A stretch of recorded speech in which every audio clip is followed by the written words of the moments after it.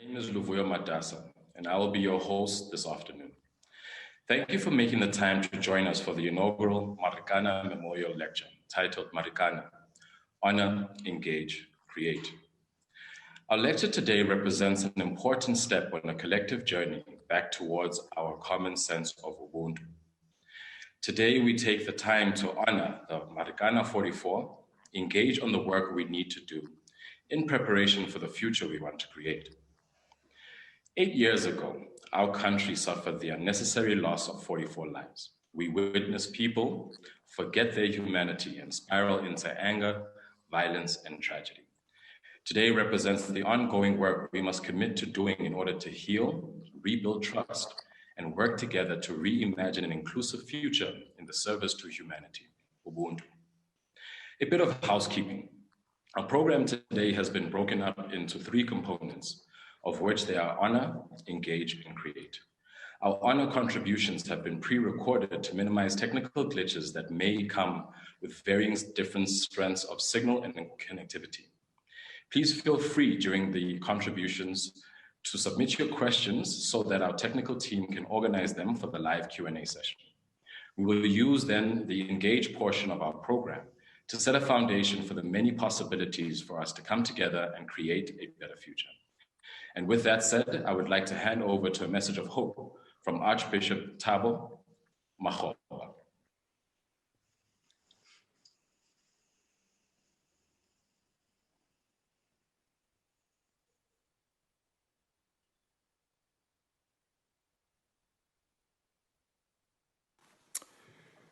Greetings, everyone. I am sorry that I cannot be physically with you, but know that my prayers and thoughts are present with you. We gather today in lamentation as we remember one of the darkest hours in the recent history of our country. Many, I know, not everyone, but many of us share the same scriptures, and lamentation is always a cry of people in painful times, in times when injustice reigns and oppression seems overwhelming and answers are few. It is a raw cry of the heart. 8 years ago this week, the events that took place in Marikana, culminating at Wonderkop, left a deep scar on the psyche of our country and us, her people. It is an important event to remember and reflect on so that we might do all which is good or better in our efforts to build South Africa. The painful cry of the heart rang out to the heavens then, and indeed much of it still does. We gather too in a time of multiple lamentations, multiple as we reflect on the pain being felt all over the world and at home, as we face hour of darkness in the time of COVID-19, a disease we must all fight together if we are to bring it under control. But lamentations too, because this hour is marked by incredible levels of despicable corruption, gender-based violence, and racism. These pandemics are also destructive. They too must be resisted. These are vastly differing situations, but all create a space, an opportunity, and a powerful incentive to be better, to reconcile, and build a future grounded in the ideals of the common good. And so today we gather too in hope. All the biblical lamentations challenge us to resolve the crises, to keep alive the vision of something nobler, more just. Therefore, hope is part of our challenge today.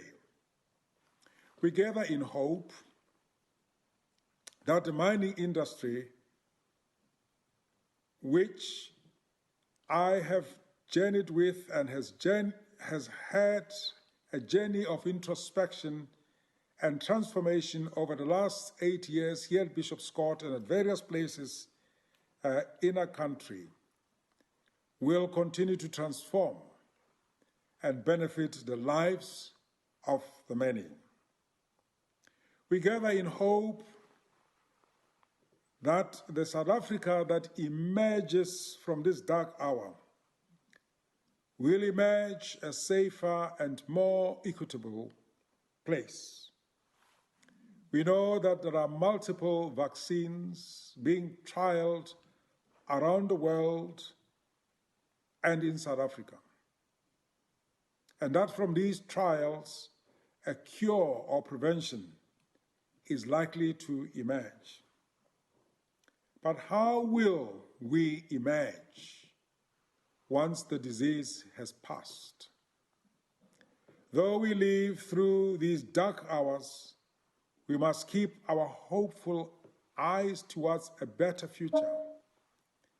In the words of Alan Paton, it is not forgive and forget as if nothing wrong ever happened, but forgive and go forward, building on the mistakes of the past and the energy generated by reconciliation to create a new future. I'm speaking to each of you today as a spiritual leader and a leader generally. As leaders, we need to always be looking to the future, to the next room.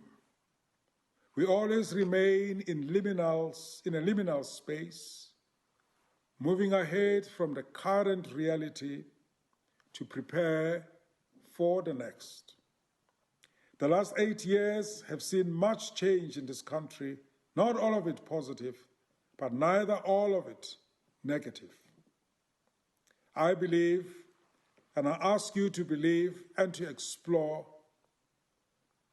that we may yet find a way to recreate South Africa in the image of the country we all seek. As we contemplate life after COVID-19, we have a duty to perform, not to benefit a small minority, but for the common good of the many. The times ahead, the next year or so, are going to be difficult and at times dark hours. But we must do our best to maintain and share hope. And from this hope, shape a better future for all. May God bless and guide you. May God bless our country at this critical time. And may God give you wisdom. And may God give wisdom to its leaders and give all of us peace. God loves you, and so do I. A lot of the Marikana narrative has been around societal issues. However, my appeal is for us to use this year to take the time to acknowledge the deceased and their families. Let us take time to know them by name,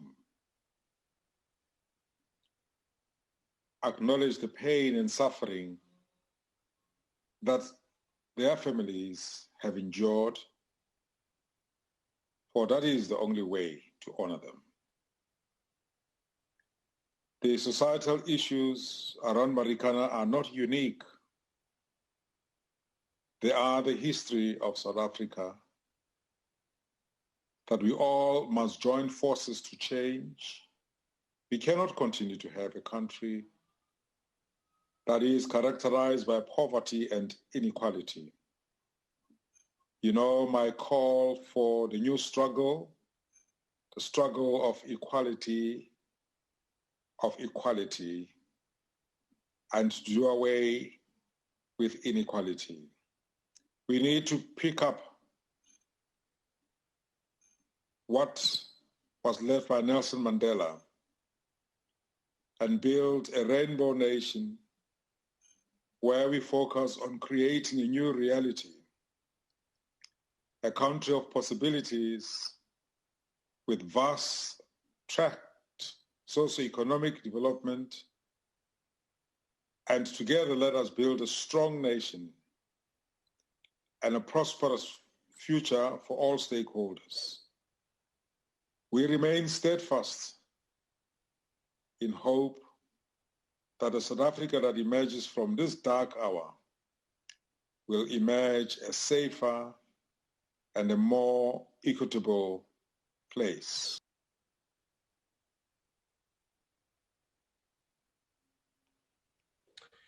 Siyabulela, Archbishop Musa.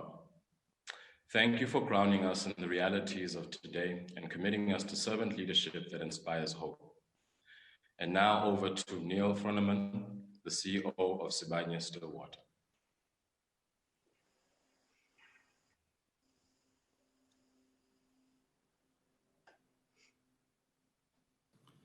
It is my role and privilege today to introduce Advocate Thuli Madonsela, who will deliver the inaugural Marikana Memorial Lecture, which is titled Remembering, Healing and Renewal, How to Build a Positive and Inclusive Future for the Marikana region and community. Before I do so, I'd first like to address two issues. First, the reason behind the memorial lecture, and second, what is the role of Sibanye-Stillwater at Marikana today and in the future? When Sibanye-Stillwater concluded the acquisition of Lonmin in 2019, we did so with our eyes wide open to the fact that this would bring with it the legacy of the 2012 Marikana tragedy, and that it would fall to us to continue the work that Lonmin management had begun and to address and bring that legacy to closure. We recognize and respect the events of the past, and as a result, one of my very first meetings with regional stakeholders on the conclusion of the transaction was with the Marikana widows. At that meeting, I made certain commitments, and today I'm pleased that we've been able to collaborate as a stakeholder and can show significant progress. Whilst we acknowledge and respect the past, we want to develop a new legacy for Marikana, one where conflict is supplanted by new social and economic compacts. We want it to be a more inclusive and sustainable legacy. We are convinced that the integration of the Marikana operations into the Sibanye-Stillwater Group will ensure a sustainable future and act as a catalyst for the renewal of Marikana. We hope that through greater inclusion and more engagement, we will be able to deliver on our company vision of superior value creation for all our stakeholders through the responsible mining and beneficiation of our mineral resources. Although we cannot replace a loved one, we hope that the actions we have taken thus far and will take in the future are signaling our commitment to ensure that we are improving lives through our mining, and this will contribute to the healing process. These actions include handing over 6 houses on the 10th of August to some of the Marikana widows and their families, the decision to accelerate the donation of houses and to make sure that all widows affected by the tragedy was made in November last year, Even though progress has been hampered by COVID-19 in the past few months, 6 houses have now been delivered and a further 19 houses will be handed over by the end of 2020. We have also commissioned, and this weekend will be unveiling, a memorial wall that will recognize and honor the names of those who died.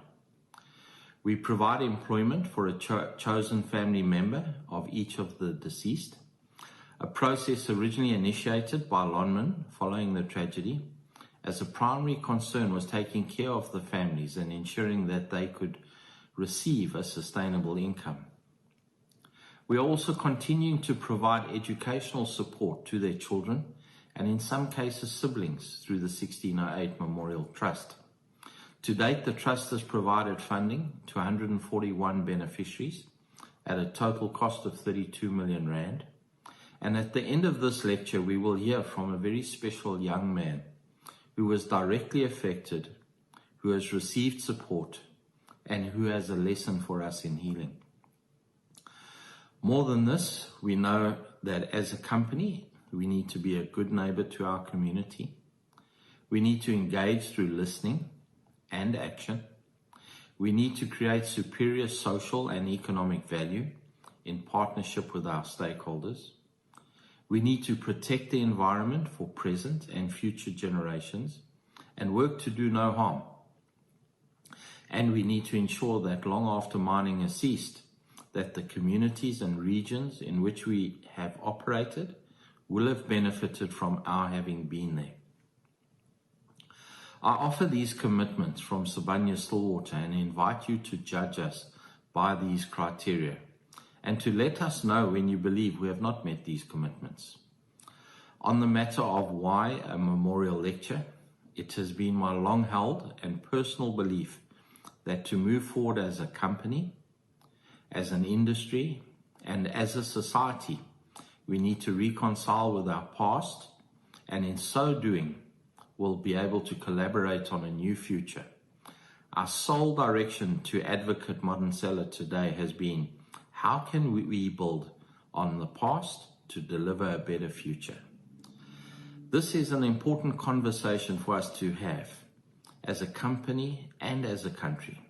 It is now my honor to introduce to you our guest lecturer today, Advocate Thuli Madonsela, a person who embodies the integrity and creative thinking to which all of us at Sibanye-Stillwater can only seek to aspire.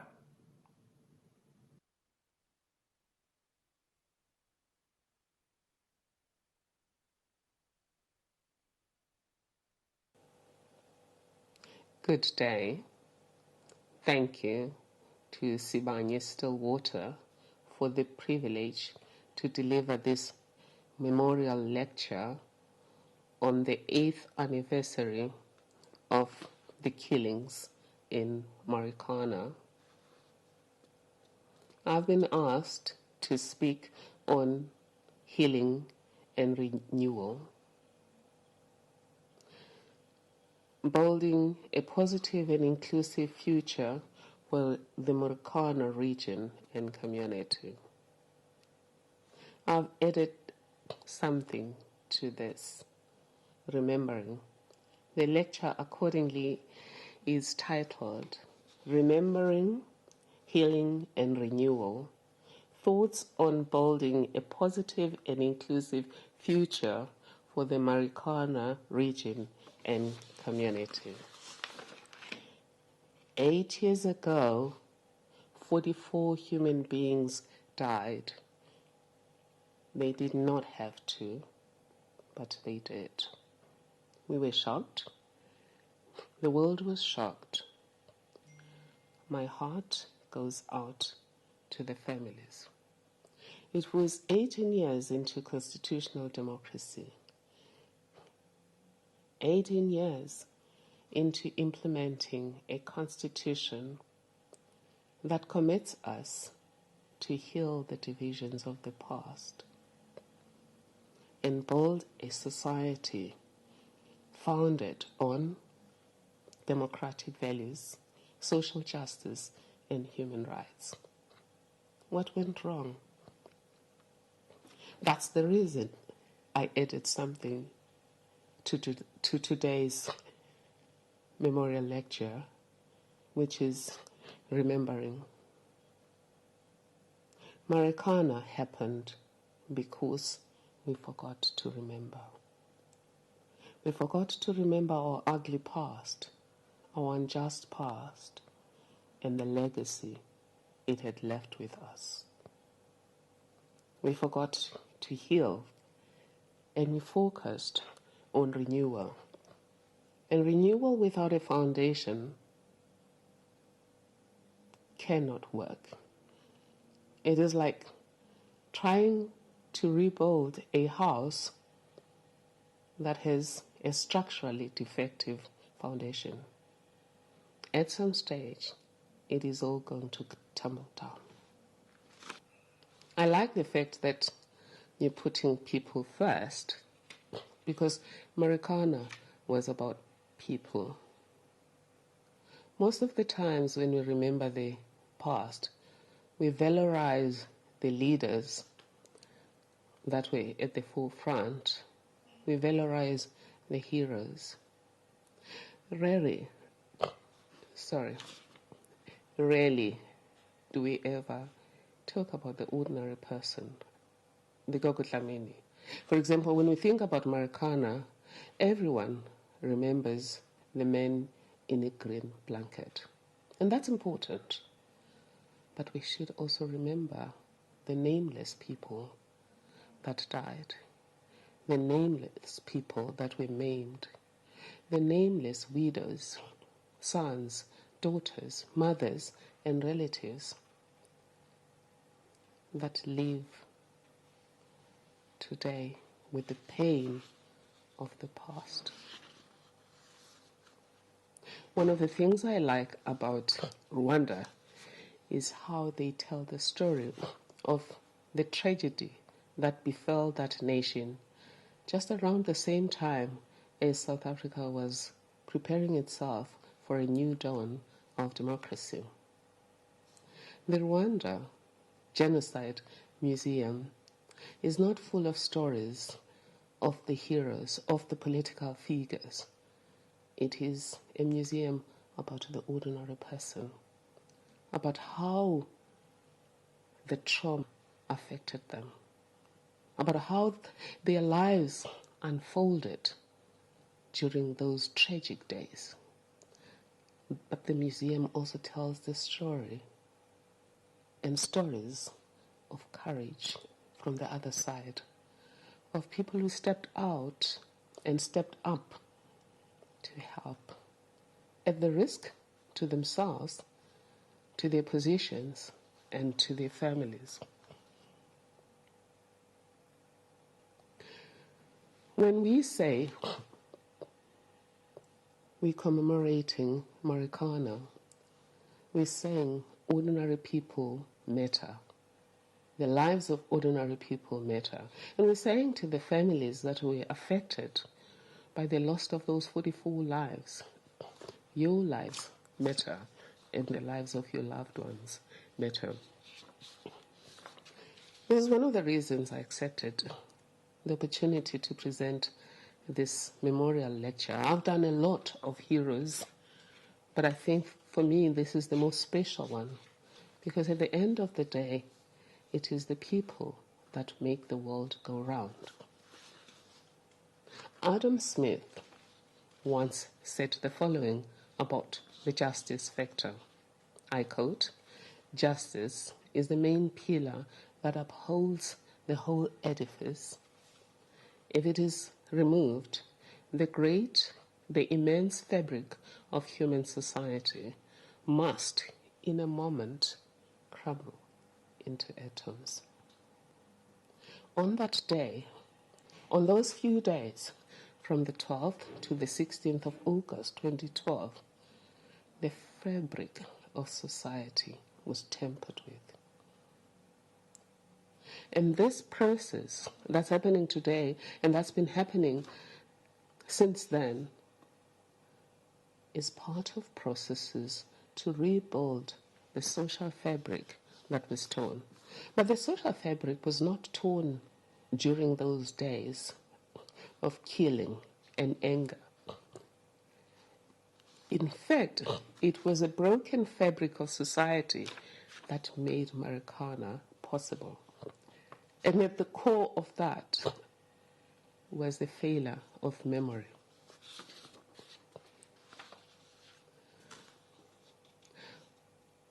I'm pleased as I read the documents about this healing process that you're not just talking about healing the mind, you're looking at the Marikana region as a whole, and that's an ecosystem approach.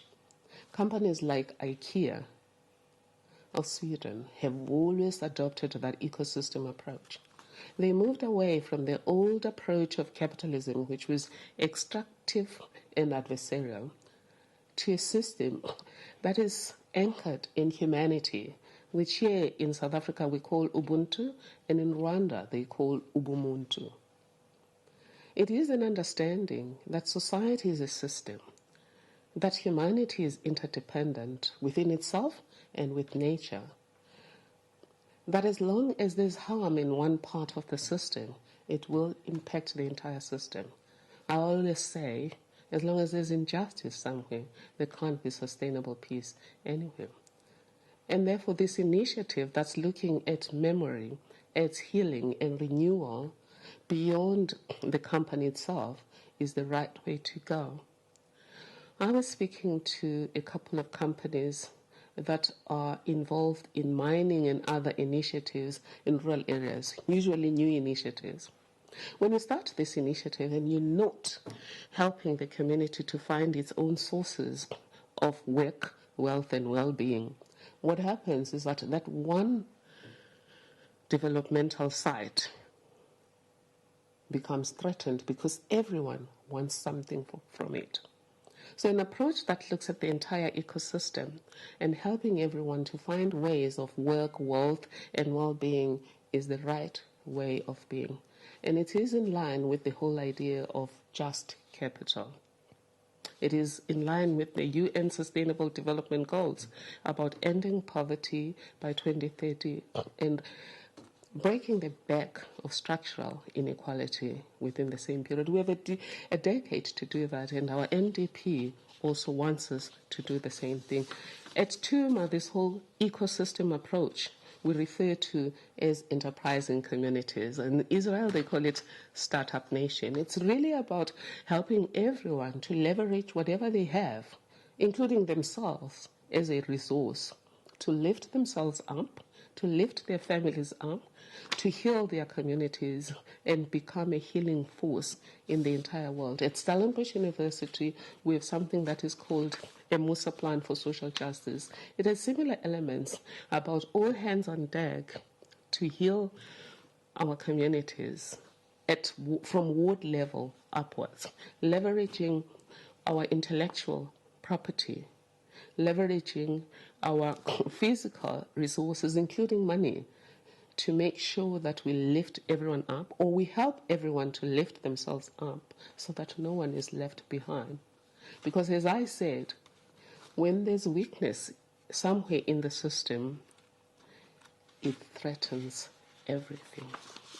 So what mindset do we need? What mindset has inspired this change in Sibanye, which I hope is the kind of mindset that will permeate the entire mining industry. It is really moving away from an extractive approach to relationships between capital and labor, between communities and companies, moving to an Ubuntu-founded relationship. And within that Ubuntu-founded relationship, it's about co-creating the future. I looked at the program. It includes the unions, it includes communities, and I think this promises to be the kind of shift that's going to move the needle, not just for yourselves, but for the country as a whole. But to be able to sustain this, you need a growth mindset, not a PR exercise. You need a mindset that acknowledges past mistakes. You need a mindset that embraces vulnerability, knowing you'll make mistakes, knowing you made mistakes, knowing you'll be criticized, but acknowledging wherever there are mistakes and learning from them and moving forward. And above all, this kind of enterprise requires collaboration. It requires letting go of some of the things we treasured in the past and building from the ashes. This country was meant to rise like a phoenix from the ashes of apartheid. Marikana and many of the things that are happening today, including people stealing from the poor, stealing from health professionals who are on the front lines, denying them PPEs or giving them faulty PPEs, just all for greed. This is part of the fact that we have failed to remember. We need to remember what went wrong in the past so that we can confront that past, dismantle that past, and build afresh. We need to renew not just the way we do things, but also the way we think. From thinking extractively to Ubuntu thinking. From a polarized engagement with each other to co-creating the communities we want to live in and the future we want, and what kind of leadership is going to help us to have a growth mindset. At the Tuma Foundation, we say that you need leadership that is epic. That is leadership that is ethical. Do the right thing because it's the right thing to do. Not because your peers are doing it. Not because you're going to be caught doing the wrong thing. Not because you're going to be rewarded if you do the right thing. Just do it because you're seeing in the future what others don't see. And therefore the next thing in epic leadership is purpose-driven. As a company, what kind of future do you want for yourselves, for your children? I noticed a bank recently sending statements to its customers and enticing its customers to invest outside South Africa. And I said, oh my God. This is what James Patrick Kinney had in mind when he spoke about the cold within. Men and a woman that had an opportunity to revive a dying fire in a cold, dark night. And all 6 of them withheld their log because they didn't want somebody in the room to benefit. So if you're saying you're going to invest elsewhere because this particular flame of democracy, this particular flame of development is flickering, you're shortchanging yourself. Because if you still want your family to live in this country, we are an ecosystem. As long as there's injustice somewhere, there can't be sustainable peace anywhere. You will get the money, but will you get the peace? Therefore, to Sibanye, I applaud you for this initiative. Impact conscious is the next one. You have to think about the implications of what we're doing. To government, we say, when you pass a policy, think about how it's going to impact on older persons, people with disabilities, young people, women, rural people, townships, etc. Don't just have a prism of justice that is just us. Those of us, like me, who are privileged because we got the low-lying fruits of democracy. Make policies that are going to benefit everyone. And again, that's another problem with where we are, is that we abandoned the Equality Act, the promotional part, the advancing equality part of the Equality Act. We abandoned it and went for BEE. And who benefited from BEE? Those who could pick up the low-lying fruits. And here we are, 26 years into democracy. Marikana happened, 18 years into democracy.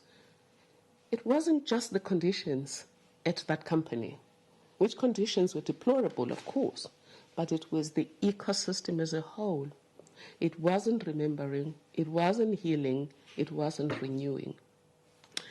So we need to be impact conscious. The last thing, committed to serve. Who are you serving? Often we want to serve those who serve us. scratch my back, I'll scratch yours. But again, at the end of the day, as long as there's injustice somewhere, there can't be sustainable peace anywhere. And therefore, an approach that says, serve everyone. Because you're thinking from an Ubuntu perspective that the survivor of the components of an entity will determine the strength of that entire entity. That is epic leadership. So what change do we need to make this enterprise of yours successful? I've already said that we need to remember. I think we forgot to heal. We forgot to remember what happened in the past and how the past influences the present. Justice Edwin Cameron says that the past is not done with us. The past is not done with us until we reckon with its claim to justice. This he says in a case called Daniels versus Kribante, which is about the land question. But the past is not done with us in all aspects of our lives. Because those extractive relationships, those relationships that put some people in the monopoly board whilst others were idle, continue to influence relationships today when we now say everyone can enter and play. But there's no space for the newcomers unless we create space for them. So it's about remembering, it's about consciously healing, but we can't heal without remembering, and we can't renew without healing. So going forward, there's a possibility that what you're doing could be a model of how we move South Africa forward. By not being ashamed to look back at what happened, but also by not asking whose fault was it. I know Sibanye is a new player. Sibanye was not there in Marikana, August 2012. But that's the attitude. When we are in the same boat and the boat is sinking, it is useless to ask whose fault is it. The right question to ask is, how can I help? People make jokes about Tumamina. The truth is, if every South African who is capable were to say, for every problem that I can solve, Tumamina, this country could be turned around. This next decade could be the decade of sustainable development, or as we say at the Tuma Foundation, it could be the decade of social justice, the decade where we all grow through inclusiveness. We can do this.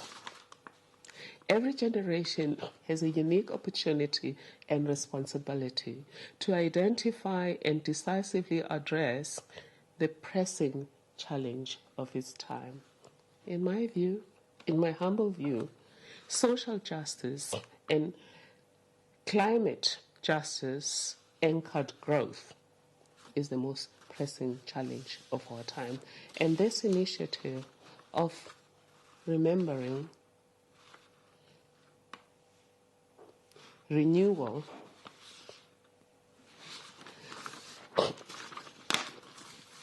and rebuilding is just what we need as a nation. But it's the people of Marikana that need it most. Because as long as those hearts remain unhealed, they are going to affect peace in that community. And as long as there's no peace in that community, there will be no peace in this country. Thank you.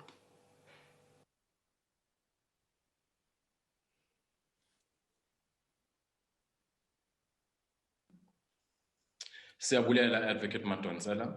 And before we go to the live Q&A, as mentioned by Neil earlier, next is a message that epitomizes, a journey in healing, renewal, and Ubuntu from Mandla Yawa, a beneficiary of the 1608 Trust.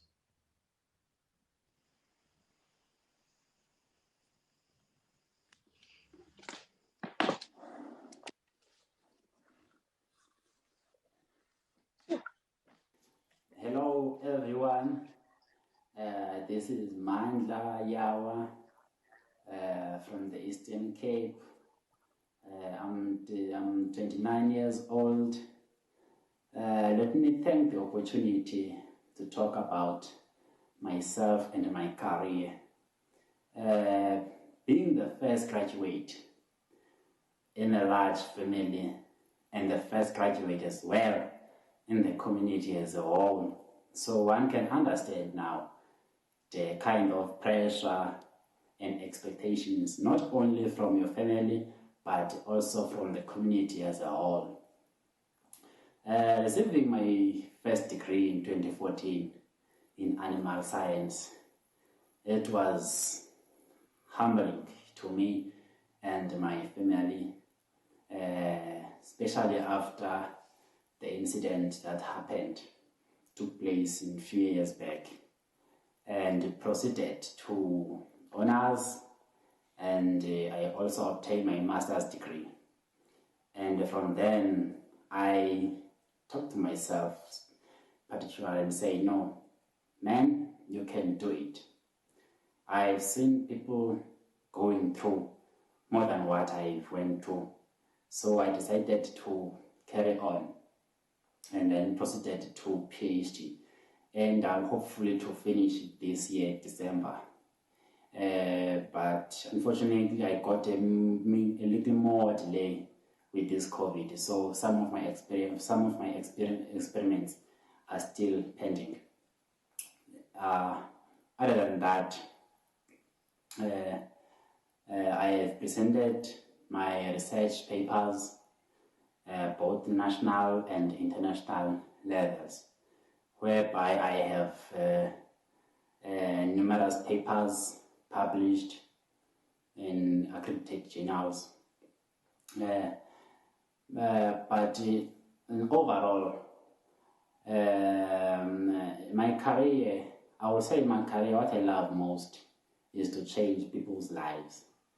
As I've already started in my community, whereby since I'm the first graduate in the community, I managed to encourage some young people also to follow my steps. As I'm speaking now, I have more than 10 people who have graduated in their respected degrees, being encouraged by me. So it's an honor to me to see those fruits coming from what I've done. I'm also intended to with my PhD, also intended to become a professor, it may be, because I have a very strong background and a very strong support from my supervisors, who always encourages me to go forward, you can do this. So as I'm saying, I couldn't believe that at this stage I would be this far, but through the faith and the support, especially I cannot forget the support I received from Lonmin, used to be Lonmin, but now is currently Sibanye. I cannot forget the support I got from you guys. It was really amazing, really humbling. I mean, like without you guys, I don't think that I would be made to this far, because I've seen most of the people just obtaining their first degree and then go and then search for work. Talking about the work now, not that I've been also focusing on the school side, but I've been applying, but unfortunately, part of that 30% unemployment rate is also within my side. So I'm also still looking for a job as well, whereby now I can look for after my family and my siblings as well. Also talking about my siblings, also we are currently now having the second, they have the second graduate now in the family. So the graduate thing is being expanded in the family. Thank you very much.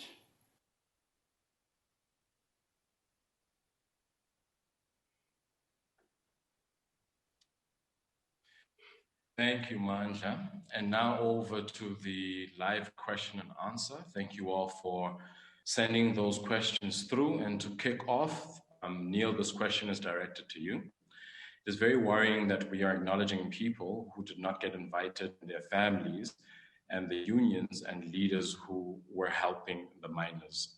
Is there anything that you would like to say to address that question? Yes, thank you, Lavuyo.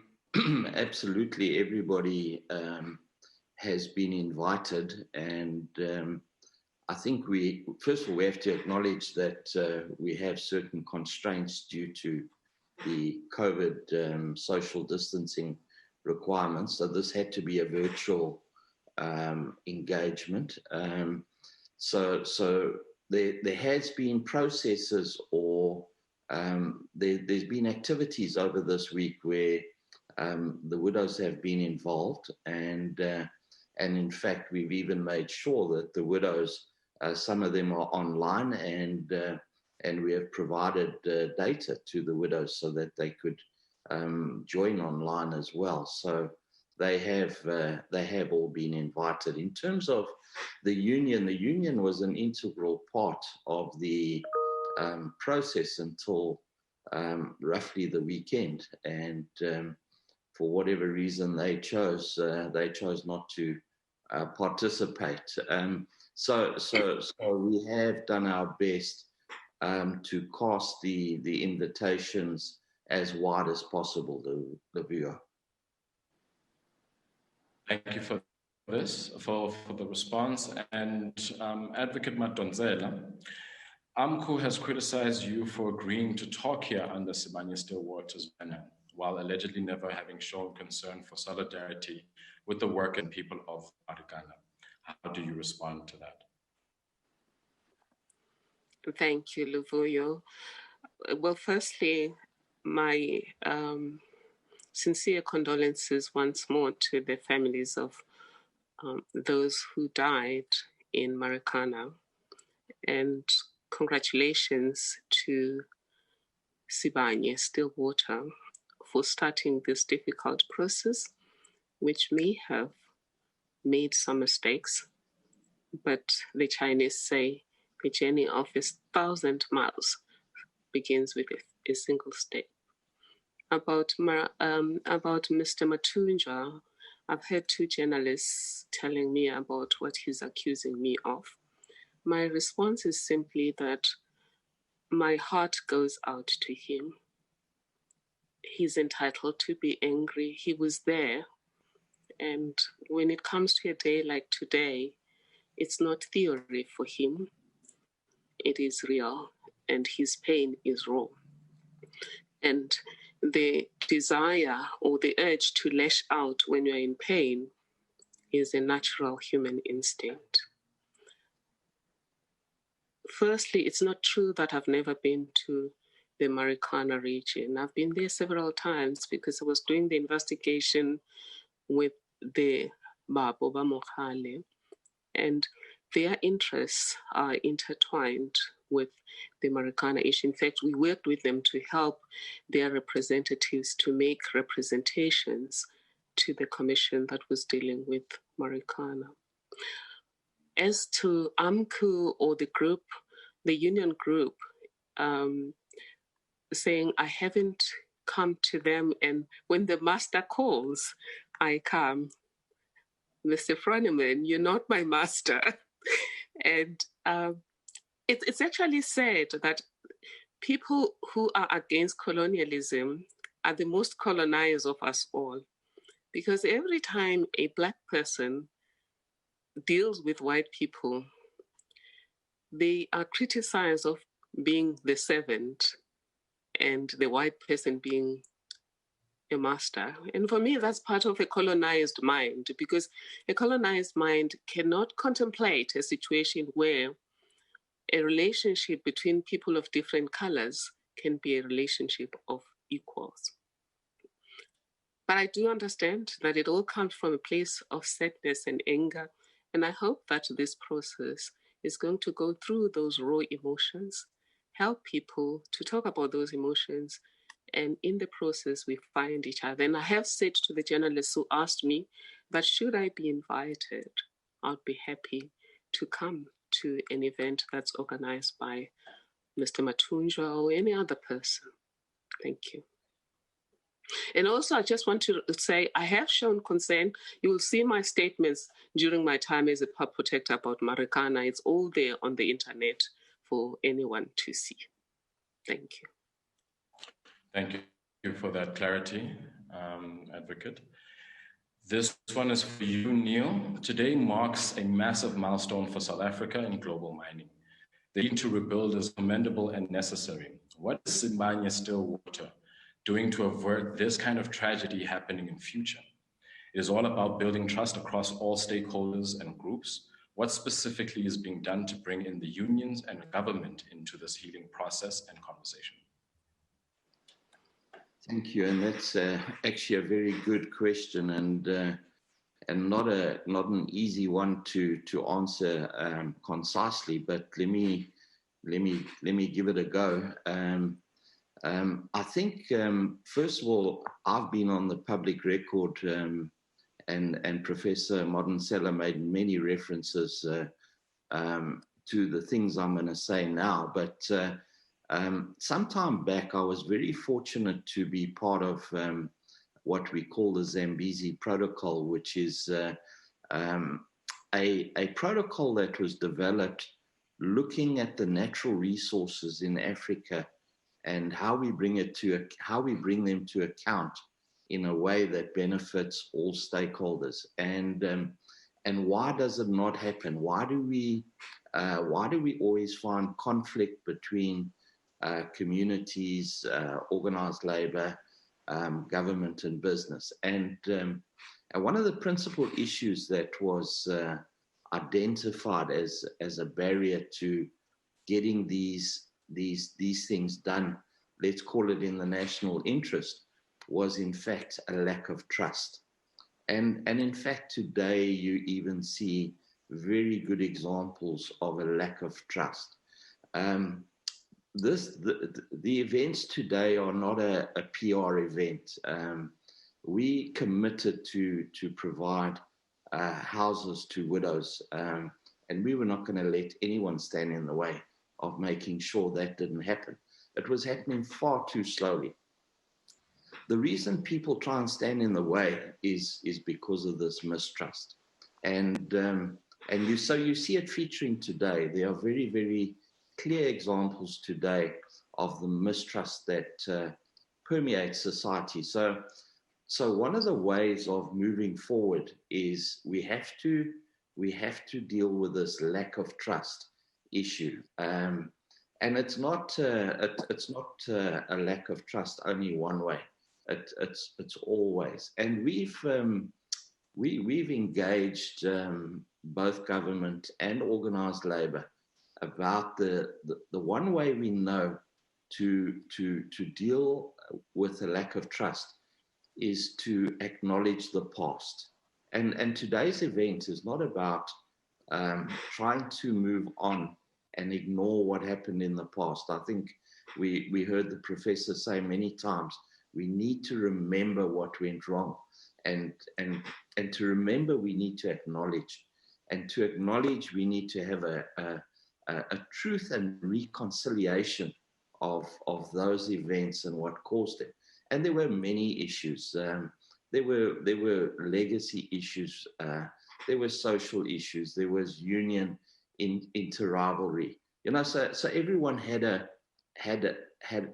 was a reason for what happened, including the industry. The industry is also part of the problem.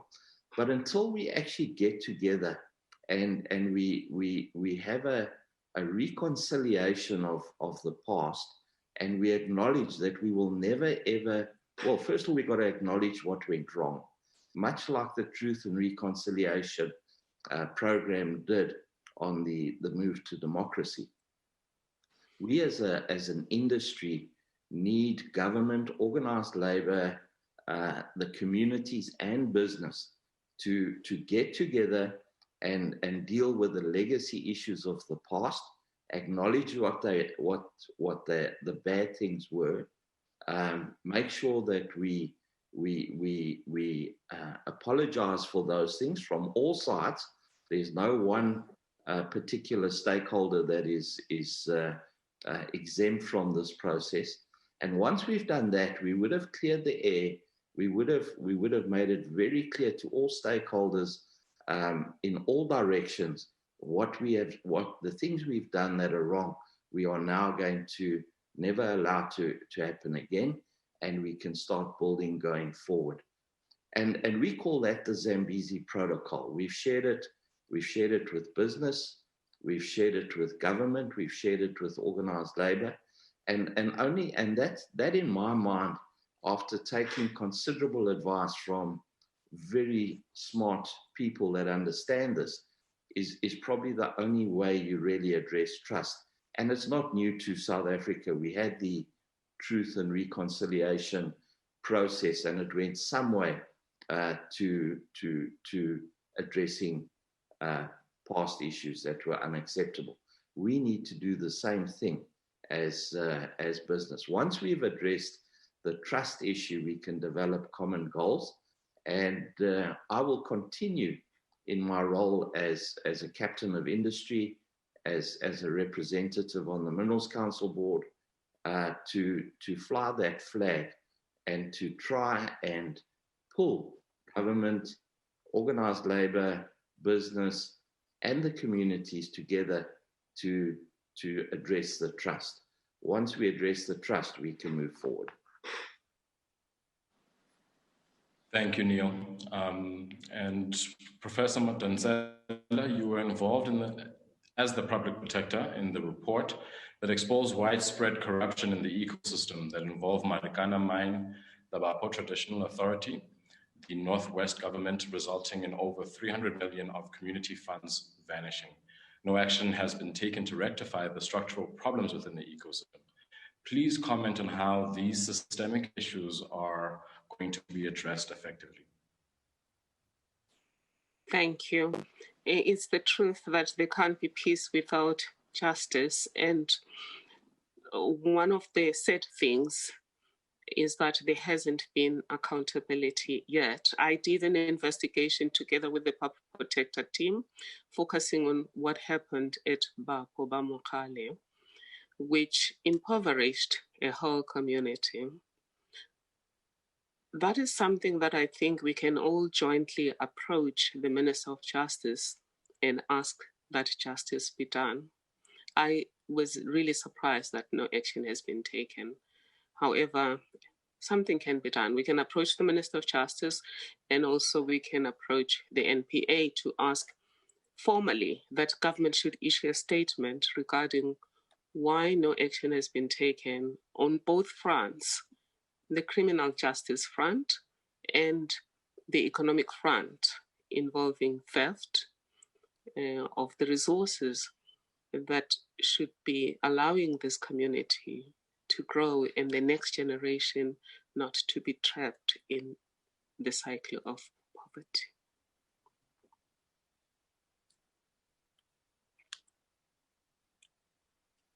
Thank you, Advocate.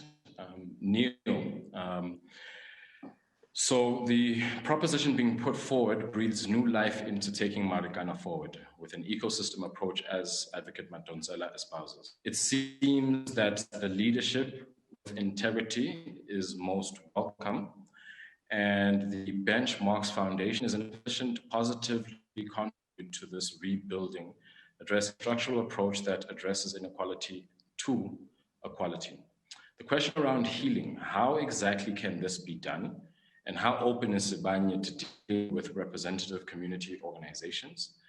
And the question extends more, but what is the vision from your part of the leadership and how that can be achieved, along with an element of public apology. Is the organization prepared to make a public apology to the victims? Thank you. And before I answer that question, I just want to build on what Advocate Madonsela said regarding the corruption and the loss of funds that were that impoverished a community. We have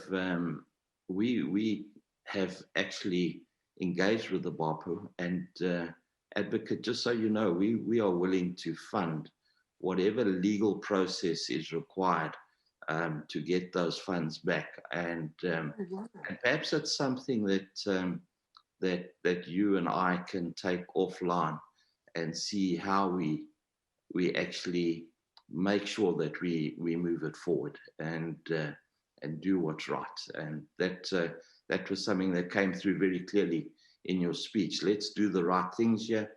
We have capacity, you have capacity, and let's help the BAPU get their money back so we can get it back into the community. So I would like to, and I hope I'm not putting you on the spot, but I think it's something we can do jointly. In answering the last question, in terms of healing and public apologies and participation in the communities, let me say we would be, as a company, we've already put our let's call it our money where our mouth is. We would have no problem being part of a reconciliation process if it's run in the right way, and if there are apologies to be made, we will make them. We have absolutely no problem with that. But it doesn't help that we as a company stand on our own and do that. There are other stakeholders, as I've said, that have done things that are wrong and need to admit that, so we can also move forward. So unreservedly, absolutely, we would want to be part of that process and would support it. I think the second thing is in terms of how do we want to go forward with communities? Well, I have to start with our purpose. Our purpose as Sibanye-Stillwater is that our mining improves lives, and we really want to deliver on that purpose. And that's a very broad statement. It goes across improving the lives of our employees. It goes across improving the lives of people in the communities. It goes across improving the lives of our shareholders, and so on. It's a very, very broad statement. In terms of our vision, you heard it mentioned a few times today. It's about creating superior value for all stakeholders, not just shareholders. And that is something, if we are profitable, and that's the first thing, we have to be profitable so that we have excess cash to put back into communities and ensure that our shareholders get an appropriate return. We can only do that through a type of arrangement which we call a socio and economic compact. In other words, there's got to be value distribution to all stakeholders, including communities. I think in terms of taking that forward, we have shared with the Benchmark Foundation a process that has worked extremely well in the United States, which we call the Good Neighbours Agreement. And I think that says it all. It's about being a good neighbor. Now, how do you do that in an environment like South Africa? Well, one of the problems is that when a company like ourselves engages with communities, unfortunately, even as much as we try, it doesn't seem to happen on a level playing field. In other words, the communities perhaps don't have all the capacity and skills to deal with the issues. And we've got to somehow put them in the same position to engage with us on a level playing field. And the Good Neighbours Agreement does exactly that. It provides the communities with the capacity, being really financial, to engage consultants and to access information within our company on a completely transparent basis, with a view to then doing things together that allow for the right type of growth and involvement in the community. And we call that the Good Neighbours Agreement, and it was really formulated in the US, more specifically on the environmental side, but it has very good application on the social side as well. And we would really like to test that model and put our communities in a position where they can engage with us on a level playing field and not feeling that they are at a disadvantage in terms of developing and designing the future and what we should be doing. I think the last thing I want to say in terms of that question, the healing process is we can never replace a loved one, and I said it in my introduction. We can certainly provide some form of compensation, and I think if it's done in the right way, it provides sustainability, it provides education, and I'm so proud of Mandla and what he's achieved. Mandla, you don't have to worry about a job; you've got a job. So I think the first thing is compensation for the hardships that have happened in something like a tragedy like this. And remember, we were not even part of this directly, but certainly we have stepped up to the plate. I think the second thing, and this again is maybe an area where Advocate Madonsela and myself can try and take forward, is there has to be justice. And we haven't had justice yet on this issue. And, not having been directly involved, we are, I think, objective enough to not try and find culprits, but to ensure that justice is done in the right way. And I think that will get closure to some extent on this issue. And again, that is something, and I hope I haven't put the advocate on a spot, but we have to somehow get justice to close or get partial closure on this issue. And that was a very long answer, but there were many aspects raised in that question. Thank you. Thank you, Neil, for that comprehensive response. I would like to hand over to Advocate Madonsela for a one-line closing in terms of what you would like us to take away from today into moving forward as we've engaged today and now working towards creating a future. Thank you, Livoyo. Thank you to Sibanye-Stillwater. Thank you to Neil Frontman and the entire team for the privilege to participate in this baby step towards honoring memory, healing, and renewing. It really has been a privilege to listen to each other and also to listen to the questions, including those of people who are not in this room. It clearly is a baby process. There's still a lot of anger, there's still a lot of sadness. What we do need, though, going forward is let's all get into a room. Let somebody like Bishop Mahoba or Bishop Mahoba or some other neutral facilitator facilitate a process of bringing all of those who are affected to one table, where this journey can be co-designed co-created and co-managed. But for me, from where I'm sitting, a single baby step is better than no step at all. And listening to Mandla, listening to you, Mr. Frontman, says today is better than yesterday, but we still have a long way to go. And regarding helping the people of Baboba Mokale and the Marikana region get justice, both criminally and administratively, we are happy at the Social Justice Chair at Stellenbosch University to be part of this. And I'm happy to engage with you or to take you on your word. And I hope Mr. Matunjwa and others are also listening, because this is a great offer. We do need to conclude the justice process so that everyone can have closure.